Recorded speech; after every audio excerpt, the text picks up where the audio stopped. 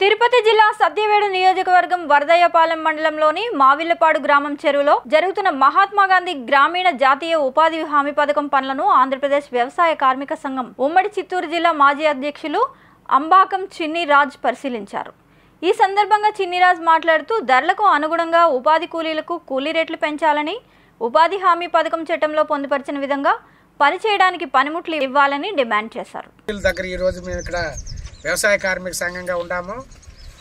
ఈవేళ ఈ ప్రభుత్వం, కేంద్ర ప్రభుత్వం చట్టంలో ఉన్నటువంటి అమలు చేయకుండా, కూలీలకు అవసరమైనటువంటి పనిముట్లు ఇవ్వకుండా, లేకపోతే వాళ్ళు వేసవి కాలంలో వాళ్ళకి అవసరమైనటువంటి ఏర్పాట్లు చేయకుండా, బిడ్డ తల్లులుగా ఉంటే వాళ్ళ బిడ్డలు చూసుకోవడానికి కూడా ఒక టెంట్ వేసి వాళ్ళని జాగ్రత్త చేసుకోవాలనేటటువంటివి, అలాగే వాళ్ళకి ప్రథమ చికిత్స చేసేటటువంటి ఏర్పాట్లు, అలాగే వాళ్ళు ఎక్కడ పని చేస్తుంటారో అక్కడ తాగడానికి నీరు ఇవ్వడము, అలాగే వాళ్ళకి అక్కడ ఏదైనా ప్రమాదం జరిగితే వెంటనే వాళ్ళని కాపాడుకునే దానికోసము ప్రథమ చికిత్స చేసేదానికి ఉండాల్సినటువంటి మందులు ఇవన్నీ కూడా ఇక్కడ ఎక్కడ కనబడడంలే.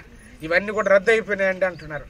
ఇక్కడ ఉన్నటువంటి ఫీల్డ్ అసిస్టెంట్ కానీ లేకపోతే టెక్నికల్ అసిస్టెంట్ని వీళ్ళందరిని అడిగితే, అంటే ఆ రోజు చట్టంలో చేసినటువంటి కూడా అమలు చేయకుండా ఈ పద్ధతుల్లో ఈ మహాత్మా గాంధీ గ్రామీణ ఉపాధి హామీ పథకాన్ని నీరుగార్చి రాబోయే కాలంలో అసలు ఈ స్కీమే వద్దు అనే పద్ధతులు చేయడానికి ఈరోజు అధికారంలో ఉన్నటువంటి మోడీ ప్రభుత్వం పెద్ద ప్రయత్నం చేస్తూ ఉంది.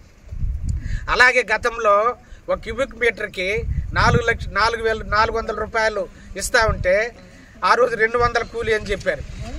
ఇప్పుడు 280 రూపాయలు ఒక క్యూబిక్ మీటర్కి ఇచ్చి 300 రూపాయలు కూలీ పడేటట్టు చూడండి అని చెప్పని చెప్తున్నారు, పై అధికారులు చెప్తున్నారట.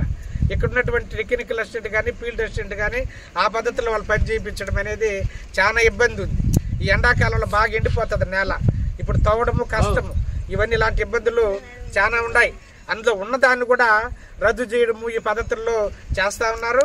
అందువల్ల మేము ఆంధ్రప్రదేశ్ వ్యవసాయ కార్మిక సంఘంగా ఎక్కడెక్కడ పనులు జరుగుతున్నాయి, ఆడ స్థితిగతులు ఏమిటివి, ఏం చేస్తున్నారు అసలు అనేటటువంటి ఇవన్నీ కూడా పర్యవేక్షించడానికి చూడడానికి మేము ఇక్కడ పర్యటిస్తాము.